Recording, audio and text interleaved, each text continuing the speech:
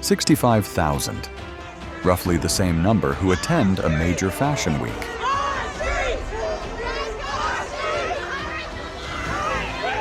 But this is the estimated number of homeless people in Chicago. This city, known as the City of Skyscrapers, still rises proudly into the sky. And where the lights don't reach in the overlooked corners of daily life, there are figures moving slowly, as if walking with no destination. The body keeps going, but everything else shuts down long ago.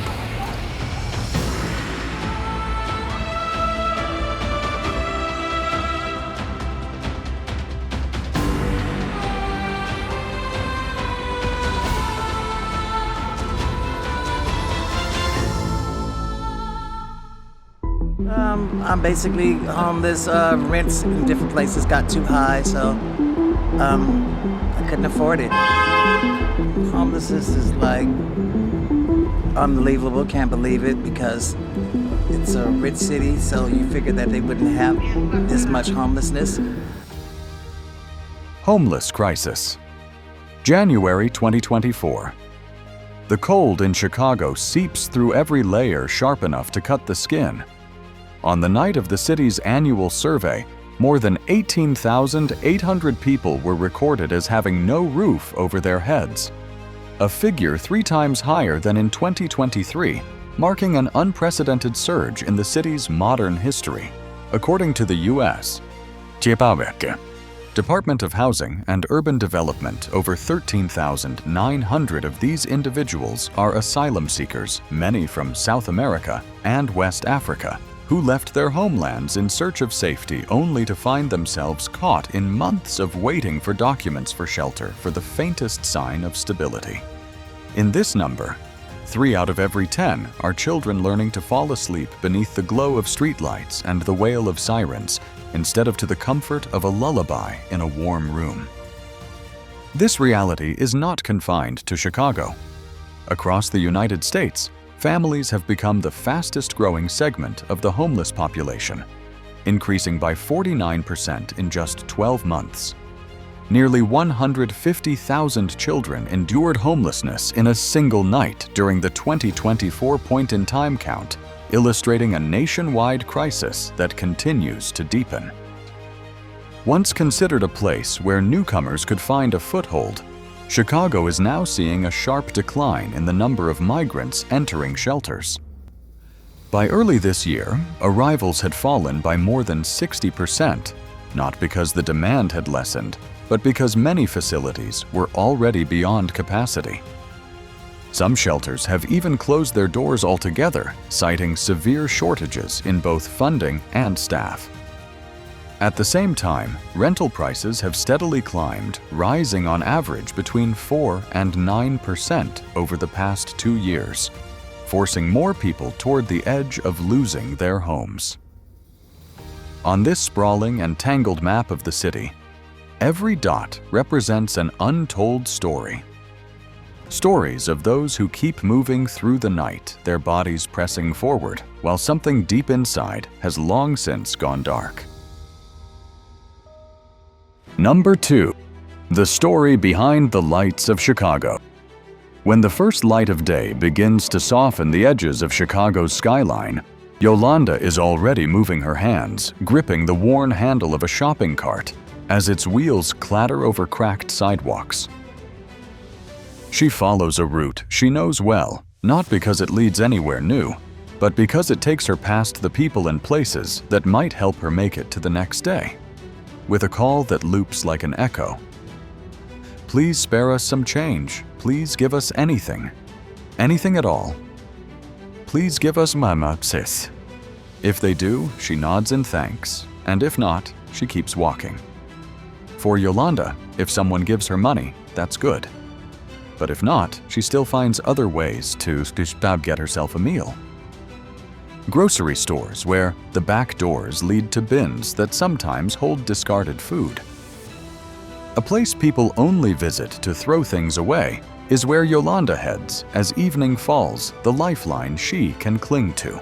By late afternoon, she heads back to the tent that she calls home, pitched on a patch of unused ground between two vacant buildings.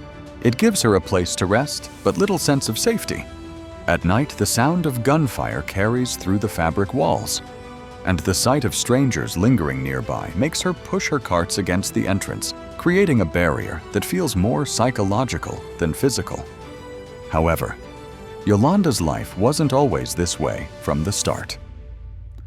Years earlier, Yolanda had a small apartment, a front door she could lock, and the stability that comes with a fixed address.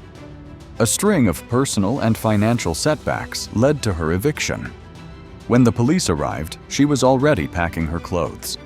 The rest, her birth certificate, her social security card, and many of her belongings were taken away and never returned despite her questions.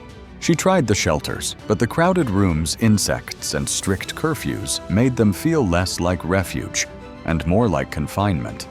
Choosing the street was a decision she weighed carefully, even as she battled a heroin addiction that had followed her for 3 decades. That ended abruptly one afternoon when severe nausea brought her to her knees, leaving her unable to stand. At the hospital, she was transferred to a psychiatric ward, where 3 days of detox left her weak but clear-headed enough to move to a clinic where she still receives treatment. Yolanda is still alive after being brought back from the brink, but her spirit has long been worn down. She moves through her days in a state that feels almost mechanical, repeating the same empty routine. But is this just Yolanda's personal struggle? Certainly not. This is a window into how severe homelessness in Chicago can be, existing but not truly living. Moving each day simply because the body endures while hope and motivation have been stripped away. Number 3. Chicago's hidden trap. Along Chicago's Independence Boulevard, certain patterns repeat themselves every day. Cocaine, cannabis, opioids, benzodiazepines, methamphetamine, MDMA, alcohol, tobacco, even misused prescription medication. All are present here in some form. Some are prescribed legally, some are purchased illicitly, and others can be bought openly without a prescription. For many living on the streets, drugs become part of their daily environment, as visible and accessible as the corner stores and bus stops they pass. For those who, like Yolanda, have lost their homes, drug use can feel like an almost natural step in a downward spiral. But the question lingers, is it the hardship that forces them toward drugs? Or is it the presence of drugs that deepens the hardship? And even if the reasons are rooted in desperate circumstances, the risks remain unchanged. In the year 2024, the United States Drug Enforcement Administration released a national assessment of illegal drug trafficking and the overdose crisis threatening Chicago and other communities across the country. The report described what the agency's administrator called it the deadliest drug crisis in our history, pointing to record levels of opioid-related deaths, synthetic drug distribution, and the spread of dangerous street formulations. One of those living through it is John. He has used heroin for 18 years. His frame is thin, his eyes often lowered, and his movements slow and unsteady, as if each step requires effort. In the past 3 years, his body has developed severe open wounds that worsen each time he uses them. He has been admitted to the hospital 10 times, but the treatment offers little beyond temporary relief. The bandages cannot hide the smell of infection, and flies sometimes land on the exposed skin. John Ixo accepts this reality because the alternative stopping feels impossible. He spends his days managing pain, finding a way to use again, and making it to the next day. The drugs are destroying his body, but they are also the only constant he knows. His story is not unusual along this stretch of Chicago, where the drug economy thrives alongside visible poverty. The question for the city and for the country remains unsettled. Should laws surrounding these substances be broadened to focus on treatment and harm reduction, or tightened to remove them entirely from the streets?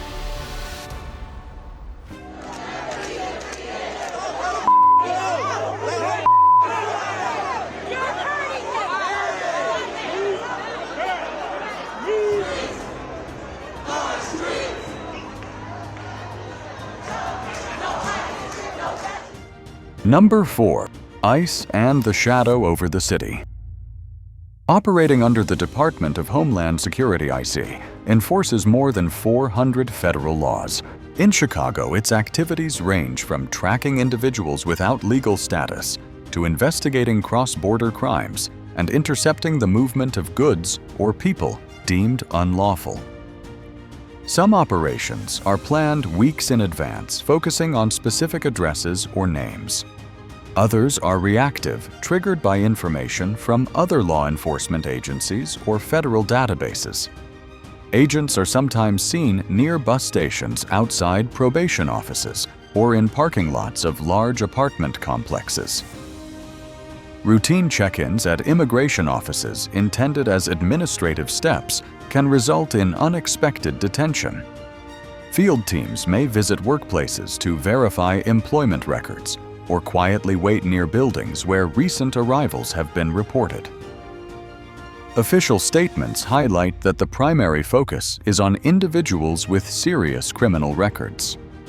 Local advocacy groups, however, have documented cases where people with no criminal background were detained during broader sweeps.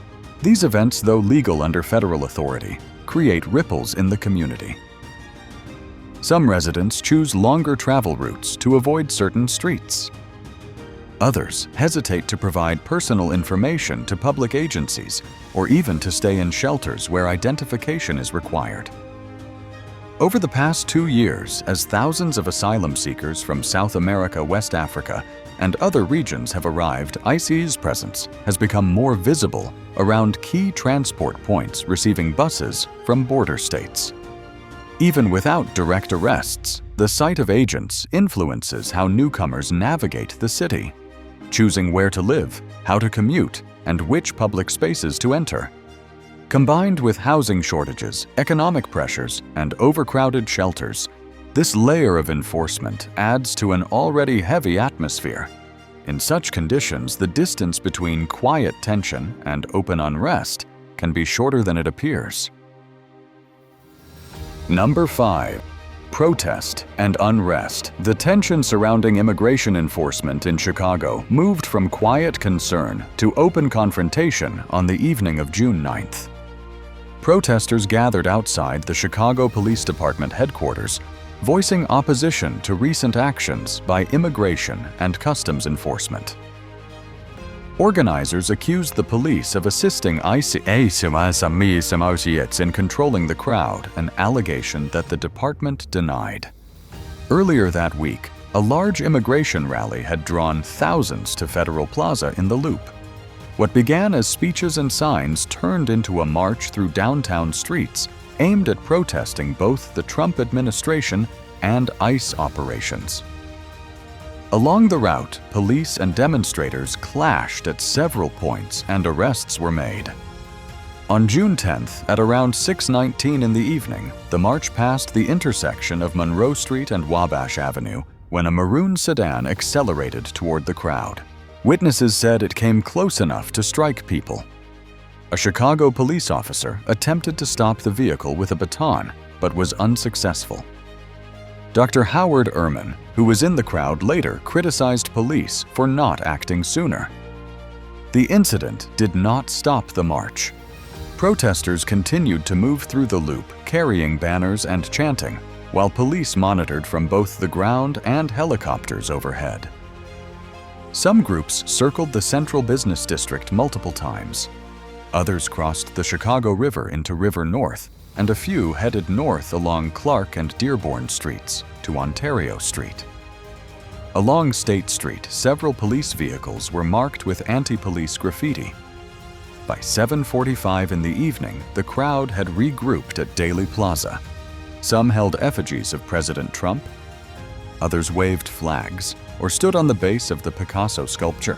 After leaving the plaza, they marched east on Washington Street to State Street, where they encountered police lines near Macy's. Scuffles broke out with officers holding their positions. As night fell, a police vehicle on Dearborn Street near Jackson Boulevard was surrounded by demonstrators. Officers moved in quickly, maneuvering against the flow of the one-way street. By 10 o'clock, protesters reached Maggie Daly Park before returning to the loop along Randolph Street, where a large police presence remained. A smaller group continued marching until nearly 10:45. Metal barricades had been set up earlier around the public safety headquarters on South Michigan Avenue, though the protest never reached that point, and the barriers were later removed. The demonstrations followed a separate downtown gathering in support of immigrant rights, where federal agents detained at least a dozen people outside a building in South Michigan. Immigration attorneys said some of those arrested had been asked to come in to review their cases, only to be taken into ICE's custody upon arrival. Number 6. Dangers of the harsh winter. The wind coming off Lake Michigan cuts between the high rises curling around street corners and into the gaps where buildings give way to open lots. In weather like this, even a short walk can feel like a challenge. For Chicago's unhoused residents, it is a test of endurance that repeats day after day.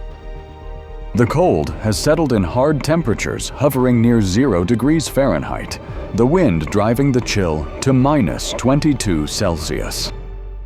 Tom Gordon, 60 years old, sits under the overhang of a closed storefront, his breath forming small clouds in the air. He jokes about his sinus problems, though his nose is red and raw from the wind. "I've been through worse," he says, tugging at a blanket layered over 2 garbage bags he uses as an extra barrier against the cold. Inside the folds, he has slipped a few disposable hand warmers. "It helps for a while," he adds, "but when it dropped below -4 the other night, I honestly thought that was it for me." In the past, he had a propane heater in his tent, a mat from a volunteer. Risky, yes, but enough to push back the cold for a few precious minutes. That changed when city crews citing safety regulations and construction projects cleared the encampments. In the past few months alone, Gordon says he has lost 4 tents and 2 heaters to these sweeps. The city has opened warming buses, expanded library and recreation center hours, and added roughly 500 extra shelter beds to meet the surge in demand during the freeze. Doug Schenkelberg of the Chicago Coalition for the Homeless acknowledges these efforts save lives, but points out why many avoid shelters. Safety concerns the risk of losing belongings. Strict rules such as sobriety requirements or simply the distance in dangerous weather. Most shelters, he says, still require people to leave in the morning, which can make a few hours of warmth feel like a temporary reprieve rather than a solution.